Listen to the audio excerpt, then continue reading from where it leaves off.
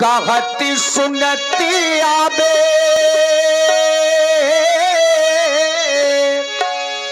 कहती सुनती आबे अखियों में पानी। ये है राम कहानी सुनो रे रामो कहानी, राम कहानी सुनो रे रामो कहानी।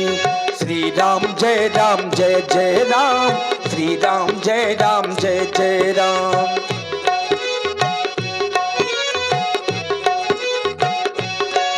दशरथ के राज दुलारे कौशल्या की आंख तारे।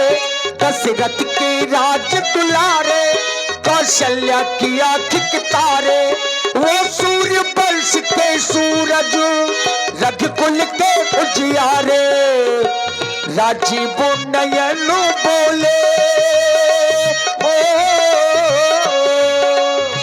राजीव नयन बोले मधुकर बानी। राम कहानी सुनो रे रामो कहानी, राम कहानी सुनो रे रामो कहानी। मंगल भावलो अमंगलो हारी, द्रपहु सुदशरथ अजिरो बिहारी। जब तेरा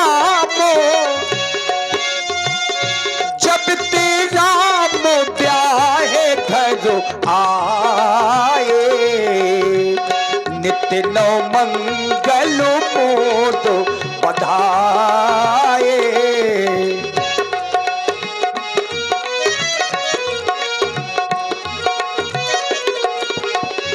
एक समय जिस समय की चर्चा बाबा तुलसीदास जी लिख रहे हैं, ये वही एक समय है। और हमारे पैड वादक जी जहां भी हो मंच में आ जाएं।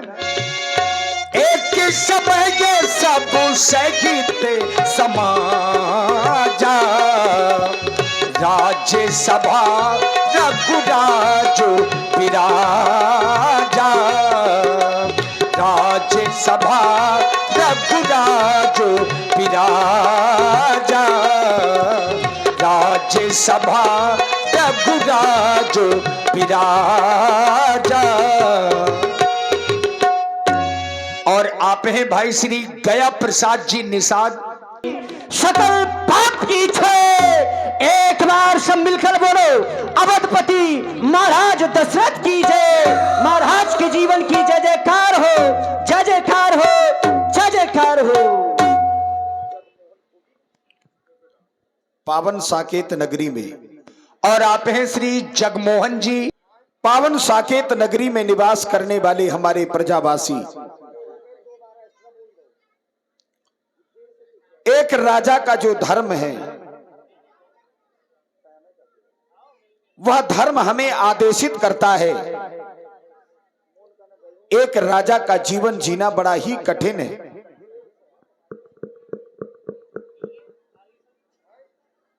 जिस राजा को है नहीं ऊंच नीच का ज्ञान,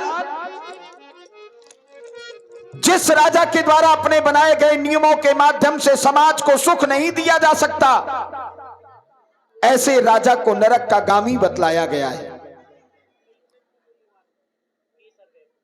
जिस राजा ने अपनी प्रजा के दुख का निरीक्षण नहीं किया, ऐसे राजा को मृतक तुल्य बतलाया है।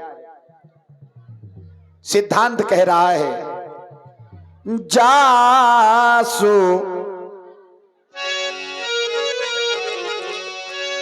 जासो राजो प्रिय प्रजा दुखारी। सो नृप अवस नरक अधिकारी। जिस राजा के राज में ये प्यारी प्रजा दुख पाती है, वो राजा अवश्य ही नरक का गामी होता है।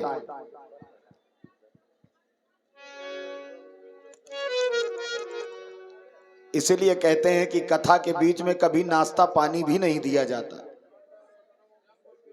अब ये ज्ञान होना चाहिए कि नाश्ता पानी कब दिया जाता है। और नहीं है तो भुगतान तो भोगना पड़ेगा, और वही हो रहा है। संसार में मनुष्य का जीवन जीना साधारण नहीं है। विचार करिएगा, अपने अपने जीवन से आकलन करिए। चर्चाएं छोड़िए, घर की चर्चाएं तो कोई कहीं भी हो सकती है। अपने जीवन से आकलन करिए कि यह मनुष्य का जीवन जीना कितना कठिन है, और इस जीवन को जिसने जी लिया है वही संसार में सुख को प्राप्त हुआ है। मनीष कहते हैं ये जीवन कैसा है, वो जीवन भी क्या,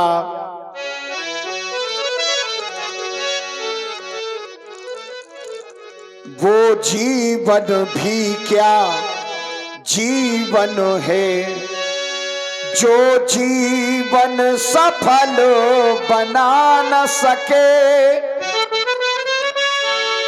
अभिमानी वो अज्ञानी है, जो मन का मैल मिटा न सके।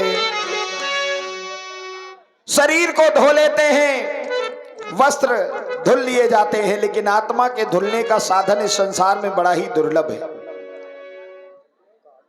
इस संसार में जीवन जीना बड़ा ही कठिन है। कुछ लोग ऐसे हैं जिन्हें कुछ नहीं मिला होता और अचानक से मिल जाता है तो जीवन अहंकार में बन जाता है। और आप हैं भाई श्री देवेंद्र। धन बल पद पाकर चूर रहे, अरुषता पाकर भूल रहे, वहां सारी शक्ति निरर्थक है, यदि काम किसी के आ न सके। सूखी लकड़ियां भी जलाने के काम आती हैं। इतना मोटा बोल रहा है कि पूरी आवाज खा जाएगा।